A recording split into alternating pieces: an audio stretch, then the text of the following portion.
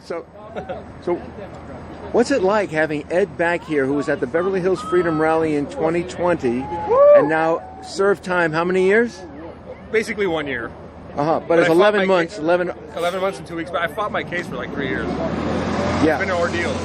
It's amazing. I mean, I love Ed so much. Ed is, to me, he's a hero. He was the one that actually reached up and grabbed the guy that was breaking the window in the Capitol and removed him. And they were yelling at that guy saying, "We don't do this to our Capitol." And they knew that they were Antifa. See, the cops in Beverly Hills are awesome. I love the police officers there. And they gave me information showing me that there's going to be people that are dressed up as Trump supporters, but they're really Antifa. And they got it from the Antifa website. So that's what happened at the Capitol. There was a guy that had a sledgehammer, but the Patriots saw that he had a sledgehammer and they moved him along. And later on, he confessed that he was an Antifa member and that he was there to go and destroy things because they want to make us Patriots look bad. Look at what happened in Wolverine Watchmen. You know, they infiltrated this group that was a gun-toting group of white guys, and they manufactured that, you know, kidnapping of judges. Yes. So the more people were feds in that group than the actual people that they entrapped. And that happened to the Proud Boys too. They infiltrate patriot groups, and they've been doing this for a long time. Way before even Trump was elected president, they were doing this. They did that to the Black Panthers. They did this. Occupy Wall Street, like I was saying earlier, that's what they do. If there's anything that threatens their power, they'll infiltrate it, make it look evil, and then they justify that to shut it down. Yes, and so this is what we call the deep state. And this is why we are so against this government that's forcing us, the taxpayers, to pay for illegal invaders. They're not immigrants. I'm an immigrant. I was born in Iran. You're an immigrant. You're an immigrant. Where are you from? France. France. Oui. And where are you from? Well, I'm a first generation American, but my family's from Armenia, and I was born Armenia. here. Okay, and they know about, you know, the Young Turks, which were the evil ones, and then you got a Democrat. They were communists. And then you got a Democrat that calls himself the Young Turks, is Chink or whatever his name is. Cenk-Uygur, Yeah. And it's crazy because this is what the Democrat Party is. It's not the same as JFK. They're far left. You know, and this is why you see people leaving the Democrat Party in droves. You know, Trump was a Democrat. Elon Musk was a Democrat. Tulsi Gabbard was a Democrat. And RFK Jr. were a Democrat. I was a Democrat. You know, but once you know, Obama gave money to Iran, I was done. I was like, you do not give money to a terrorist organization that is the biggest sponsor of terrorism. No, when I was 16, I was saying stuff like, oh, you know, like communism could work. It works on paper. It just hasn't been done correctly yet. Like this insane thing like that. And eventually, over time, I learned who the real enemies were. But I was going to say about JFK. According to the official story, JFK was assassinated by a communist supporter. Right. And now communists have taken over the Democrat Party. It's kind of an irony. Even though obviously JFK, Lee Harvey Oswald wasn't alone, obviously. And Trump is going to declassify those files when he gets in. Which will be amazing. And you look at Kamala Harris's father, Donald Harris. He wrote books praising communism. So she was brought up by a communist. Walls, he went how many times to China? Was it like 24 times to China? 33 times. What was it? 33. Yeah. Oh, it's 33 times. An interesting number. It looks like Freemasonry. With his students. And he got married on the anniversary of Tiananmen Square, which is bizarre. Yeah, why would you bring your students to your wedding anniversary? It doesn't make any sense. Well, and then now he has allegations of pedophilia, which isn't surprising. Yeah, of course. You can tell by looking at it. You know, when you've got these people putting pornography in our school libraries, is it too much of a shock to believe that? Tampons for little boys. Yes. That put tampons up their butts, like, it And doesn't look good. what was so crazy is, did you guys see the Kennedy, Senator Kennedy from Louisiana? So funny. Talking to these so-called experts. Well, I'm the expert, and you know, boys can have babies. Well, what hole would the baby come out of? And she literally said the rectum. You can't make this stuff up. So it's a poop baby. It's a big poop baby. I mean, what is going on? So, this is George Orwell. Do you think that if the election does not go smoothly, again, that you'll have more support afterwards here on the streets of LA?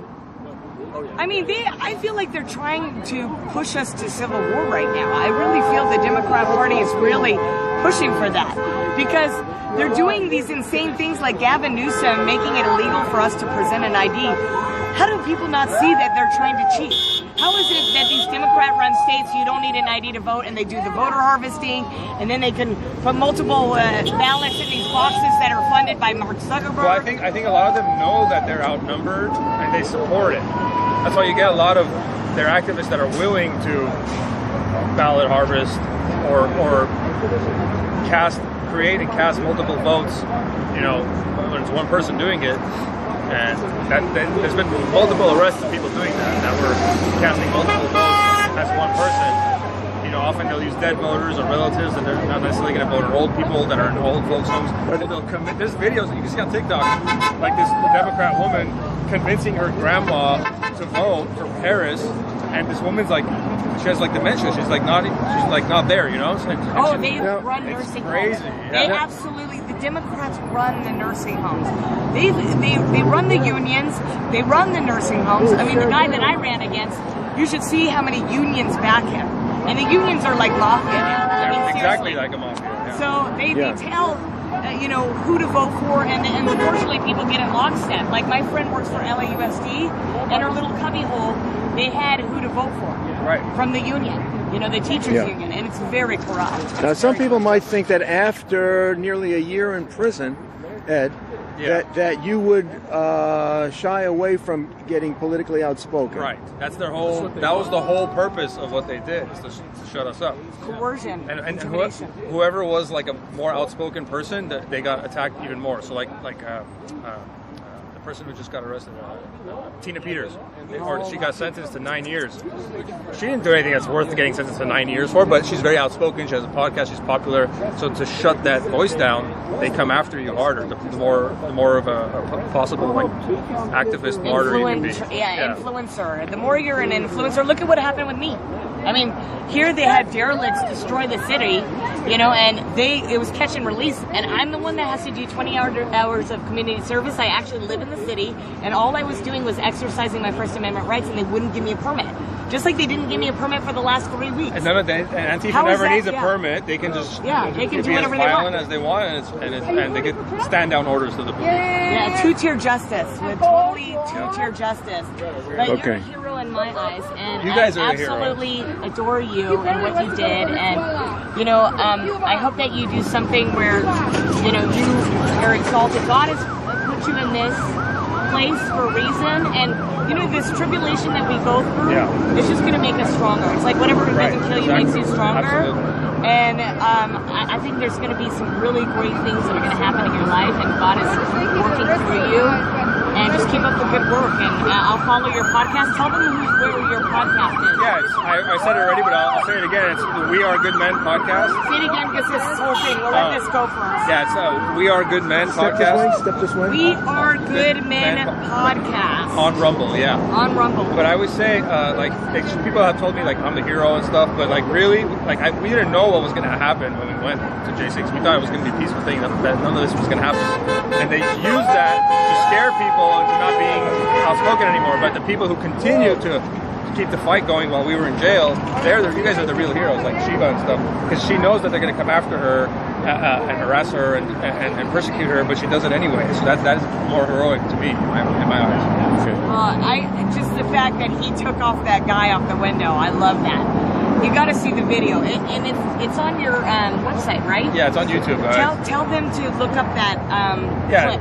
It's called Edward Battalion Disarms Capitol Window Breaker. You got to type it in exactly, because the YouTube censors will take Spell it out further.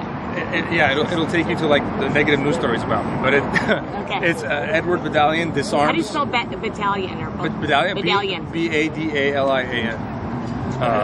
You type that exactly. Disarms Capitol Window Breaker, and you'll see that video.